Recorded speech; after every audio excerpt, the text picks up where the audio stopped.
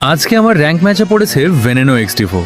শুনলাম ভেনেনো এক্সটিভোর সাথে নাকি কেউ পারে না, সে সবাইকে চ্যালেঞ্জ করে বসে। মনে মনে বললাম, গেমই ডাউনলোড করলো শুক্রে 2 দিন আর সে এখনই লাফাচ্ছে। যাই হোক, ম্যাচ স্টার্ট দেওয়ার পর দেখলাম খারাপ না ভালোই খেলছে, আর একটু পরপর আমার সামনে স্পিড দেখাচ্ছে।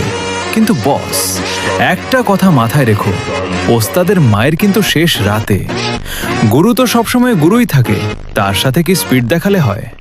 যাই হোক, শেষ পর্যন্ত দেখো কে জিতে।